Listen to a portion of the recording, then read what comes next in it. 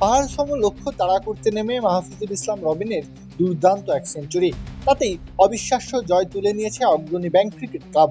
ম্যাচের শেষ ওভারে এসে 2 বল বাকি থাকতেই জয়ের বন্দরে পৌঁছায় অগ্রণী ব্যাংক। এর আগে টসে হেরে প্রথমে ব্যাটিং করতে নেমে নির্ধারিত 50 ওভারে 6 উইকেট হারিয়ে 326 রানের বিশাল স্কোর দাঁড় করায় সিটি ক্লাব। দলটির হয়ে ওপেনার আব্দুল্লাহ আল মামুন খেলেন 151 রানের এক বিধ্বংসী ইনিংস। তার 145 বলের এই ইনিংসে ছিল 12টি 4 ও 12টি ছক্কার মার।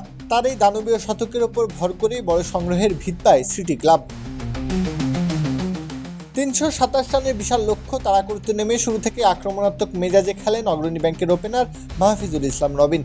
সিটি ক্লাবের বোলারদের উপর রীতিমতো তাণ্ডব চালিয়ে তিনি খেলেন 147 রানের ম্যাচ জয়ী এক ইনিংস। 141 বলের এই ইনিংসে রবিন 12টি 4-এর পাশাপাশি হাঁকান 5টি দৃষ্টিনন্দন ছক্কা। রান তাড়ায় রবিনকে যোগ্য সঙ্গ দেন আরেক ওপেনার সাদমান ইসলাম। উদ্বোধনী জুটিতে তারা দুজনে গড়েন 148 রানের এক দুর্দান্ত পার্টনারশিপ, যা ম্যাচের ভাগ্য নির্ধারণে সবচেয়ে বড় ভূমিকা রাখে। সাদমান বিদায় নেওয়ার পর অধিনায়ক ইমরুল কায়েসকে সাথে নিয়ে দ্বিতীয় উইকেটে আরও 67 রান যোগ করেন রবিন। ইমরুল কায়েস 35 বলে করেন 33 রান। এরপর অভিজ্ঞ নাসির হোসেনের সাথে তৃতীয় উইকেটে 61 রানের আরেকটি গুরুত্বপূর্ণ জুটি গড়ে দলকে জয়ের বন্দরে নিয়ে যান তিনি। প্রত্যহ কাব্য, খেলা 71।